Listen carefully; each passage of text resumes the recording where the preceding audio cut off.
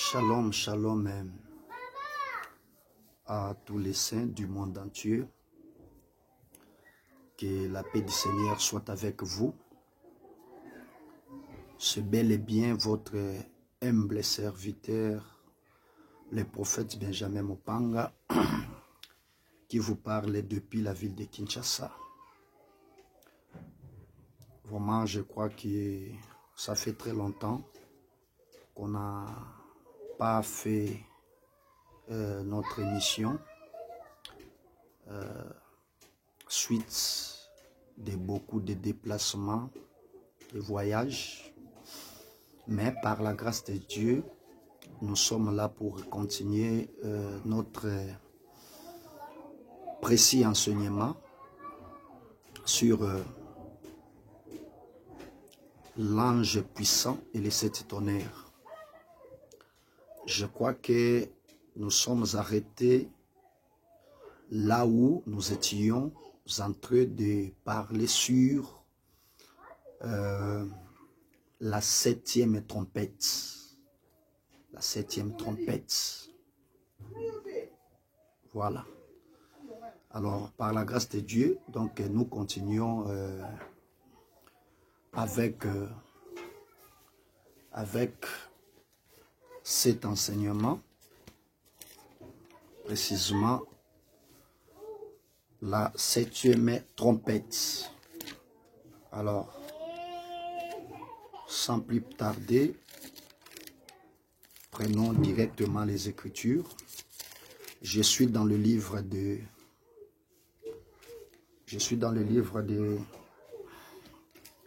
d'Apocalypse chapitre 11e. Je lis les versets 15e. L'Écriture dit: la 7e ange sonna de la trompette,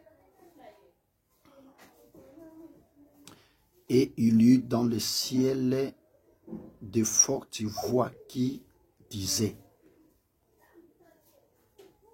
le royaume du monde est remis à notre Seigneur et à son Christ, et il régnera au siècle des siècles.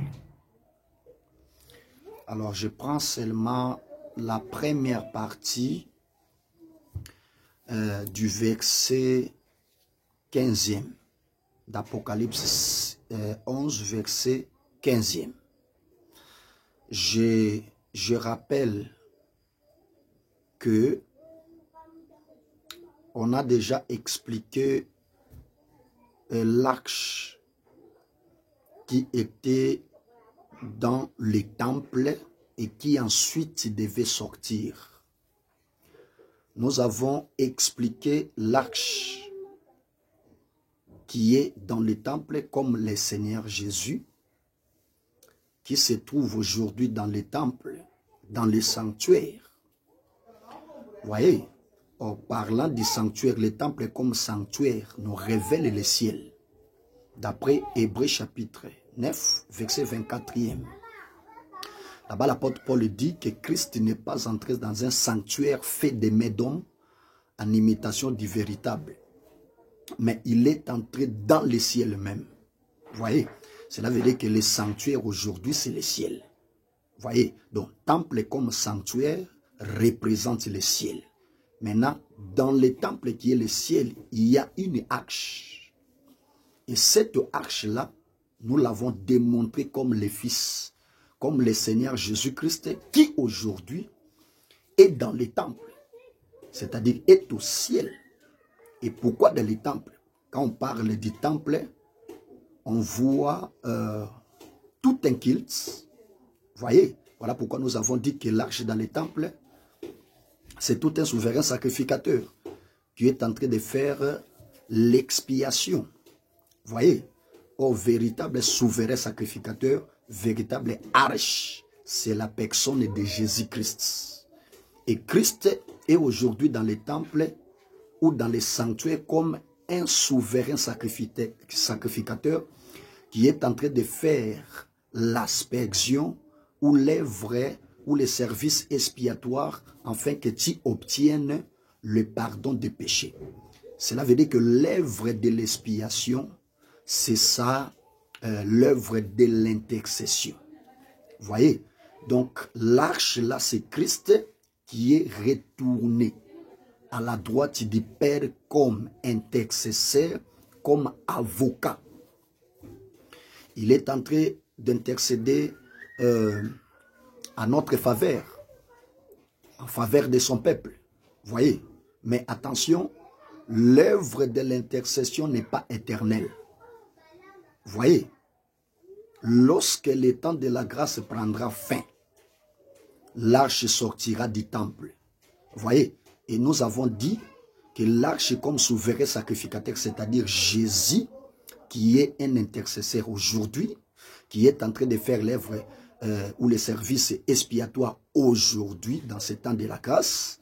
Mais lorsque ce temps de la grâce prendra fin, il faut que l'arche qui est dans le temple puisse sortir. Et la sortie de l'arche est entendue comme la fin de l'intercession. C'est la fin de l'intercession. Là, Christ va arrêter. Donc l'intercession va s'arrêter. Vous voyez, pour que le Seigneur porte maintenant un autre manteau. Parce qu'il doit maintenant enlever le manteau du souverain sacrificateur pour porter maintenant le manteau royal. En d'autres termes, il doit abandonner sa position de sacrificateur ou du souverain sacrificateur pour porter, mais pour devenir maintenant roi. Et quand il devient roi, c'est pour juger. C'est la raison pour laquelle nous croyons que jusqu'à présent, le Seigneur est encore un souverain sacrificateur, c'est-à-dire un intercesseur à la droite du Père. Vous voyez, il est en train d'intercéder à notre faveur. Donc, il est encore un avocat auprès du Père. Pourquoi? Parce que dans les procès, je crois que vous serez d'accord avec moi, que dans les procès, l'avocat ne s'assoit pas. Vous voyez, c'est le juge qui s'assoit. Mais l'avocat doit rester debout. Pourquoi? Pour défendre son client. C'est très important. Donc, dans les procès, l'avocat doit rester debout. Pourquoi? C'est pour défendre son client. Vous voyez? Mais c'est le juge qui doit s'asseoir, mais pas un avocat. Vous voyez? L'avocat doit rester debout pour défendre son client. Or, nous le savons que notre Seigneur aujourd'hui, c'est un avocat à la droite du Père, d'après 1 Jean chapitre 2, verset 1er. Vous voyez, il est un avocat à la droite du Père. Et en tant qu'avocat, il doit rester toujours debout. C'est la raison pour laquelle, quand Étienne prêchait devant les Juifs, dans les Actes chapitre 6e, qu'est-ce qu'il a dit? Il dit, je vois le ciel ouvert et Jésus debout à la droite de Dieu. Vous voyez, il dit, et le Fils de l'homme debout à la droite de Dieu. C'est que Christ qui est debout nous montre clairement qu'il est encore un avocat, c'est-à-dire un intercesseur à la droite du Père. Donc aujourd'hui, Jésus, c'est un avocat, le souverain sacrificateur qui intercède en faveur de son peuple. Vous voyez, mais quand l'œuvre de l'intercession prendra fin, il ôtera les manteaux du souverain sacrificateur, il ôtera les manteaux d'avocat pour devenir roi, pour devenir juge. C'est pour cette raison, quand le Seigneur Jésus-Christ devient roi, c'est ça. C'est ce qu'indique la fin de l'intercession. Donc c'est déjà la fin de l'intercession, parce qu'il change de position. Vous voyez, et quand il change de position, c'est fini. Il devient maintenant roi pour juger la terre. Et là, il va s'asseoir. Gloire au Seigneur Jésus. Aujourd'hui, il est assis par rapport à la révélation, mais par rapport à la prophétie, il est encore debout. Parce que c'est un avocat qui doit rester debout pour défendre son client. C'est-à-dire pour défendre son peuple. Vous voyez? Mais après le temps de la grâce, lorsque l'œuvre de l'intercession prendra fin, le Seigneur deviendra maintenant roi, deviendra juge. Vous voyez? Pour frapper maintenant les habitants de la terre. C'est pourquoi, quand l'arche sort du temple, la Bible dit il y eut des voix, des éclairs, des tonnerres et un tremblement de terre. Je suis toujours dans la 7e trompette. Il y eut des voix, des éclairs, des tonnerres et un tremblement de terre. Or, tous ces signes symbolisent la colère de Dieu. C'est pour dire que l'apparition ou la sortie de l'arche, c'est l'apparition glorieuse de notre Seigneur Jésus-Christ lors de la bataille d'Armageddon. Voilà pourquoi quand le Seigneur Jésus-Christ apparaîtra du ciel, il y aura des éclairs, des tonnerres, des tremblements de terre. C'est ça la colère de Dieu qui va frapper les méchants, qui va frapper les impies, qui va frapper le monde païen.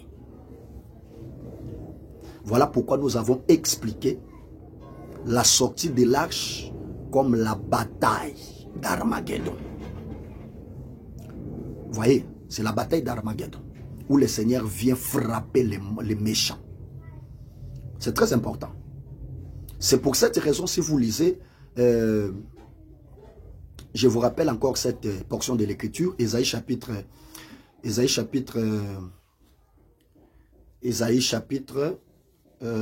26. Je vais lire ce passage, verset 20e, si je ne m'abuse pas. Prenons Ésaïe chapitre 26.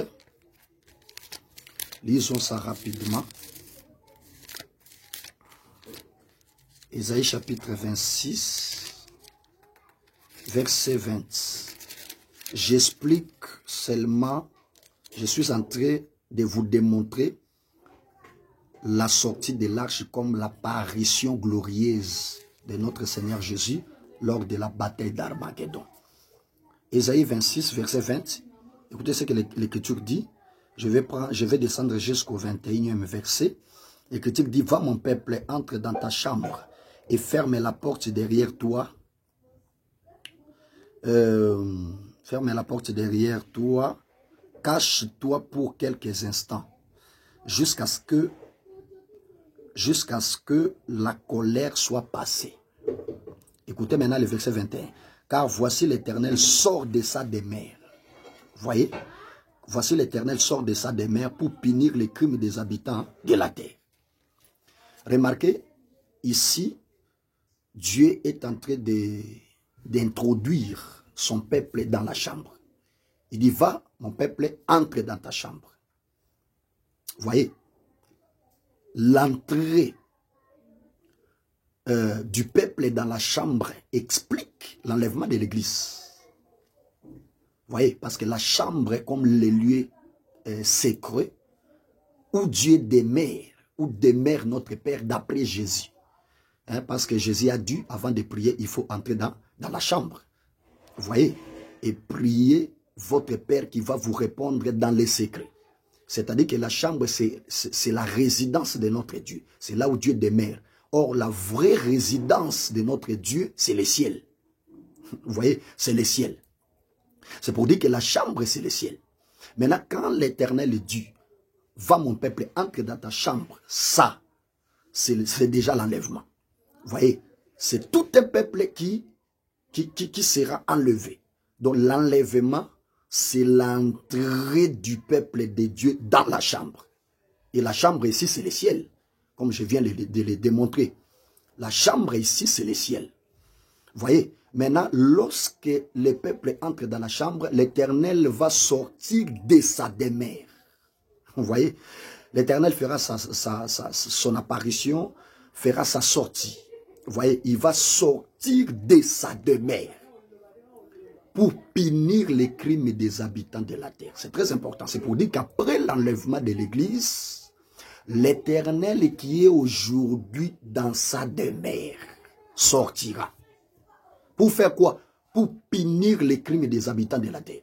C'est pourquoi je suis en train de démontrer que l'Éternel qui est aujourd'hui dans sa demeure, c'est ça l'arche de l'alliance qui est dans le temple. C'est-à-dire que c'est Jésus qui est au ciel aujourd'hui. Qui est aujourd'hui au ciel. Vous voyez, c'est très important. Maintenant, attention, quand son peuple entrera dans la chambre, lui aussi sortira de sa demeure. Gloire au Seigneur. Vous voyez, il sortira de sa demeure. La sortie de l'Éternel de sa demeure, c'est ça l'apparition de l'arche. Vous voyez, c'est ça l'apparition de l'arche, c'est-à-dire l'apparition glorieuse de notre Seigneur Jésus ou la seconde venue de Christ. Parce que l'Éternel dont il est question, c'est Jésus-Christ qui apparaîtra de sa demeure, qui sortira de sa demeure après l'enlèvement pour frapper ou punir les crimes des habitants de la terre. Vous voyez, c'est très important. C'est pourquoi nous sommes en train de dire que l'apparition de l'arche, c'est le retour glorieux de Jésus. Ou c'est l'apparition de Christ lors de la bataille d'Armageddon.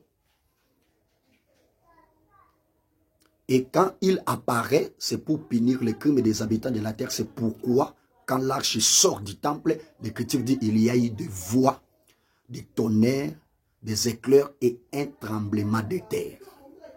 Vous voyez? Oh, toutes ces choses symbolisent la colère ardente de notre Dieu qui va tomber sur les habitants de la terre. Vous voyez? Donc, la sortie de l'arche, c'est la bataille d'Armageddon. Mais notez qu'après la bataille d'Armageddon,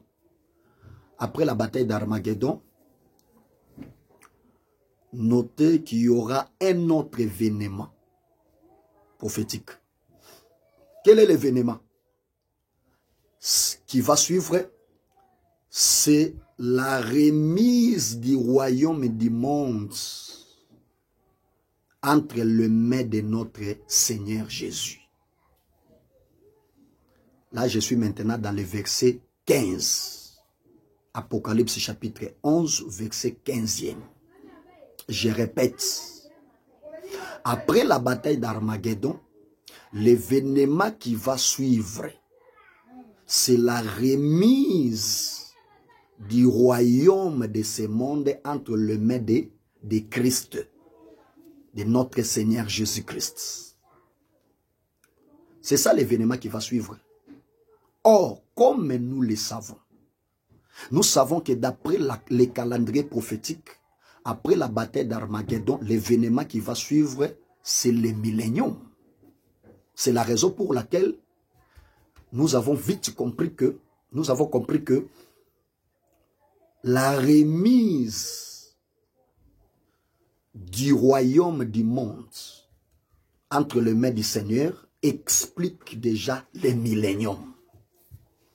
Parce que c'est dans le millénium que le royaume de la terre sera remis à notre Seigneur Jésus-Christ. Je crois que c'est très clair. C'est très clair. Remarquez. On utilise le verbe remettre. Le royaume de ce monde est remis. Le royaume de ce monde est remis entre les mains de notre Seigneur Jésus-Christ. Donc, on utilise le verbe remettre. Ça, c'est très important. Parce que notre évangile examine même le verbe, la grammaire. C'est très important.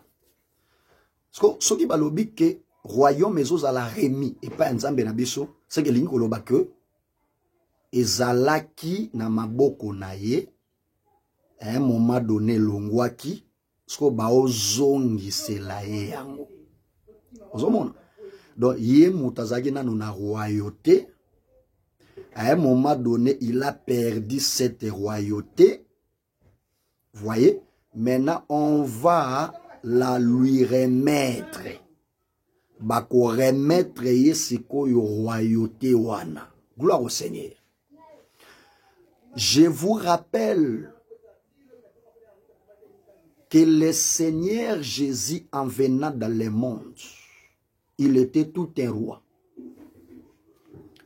Je crois que personne ne peut me contredire. Personne ne peut me contredire parce que lorsqu'il est né, les mages de l'Orient ont dit ceci.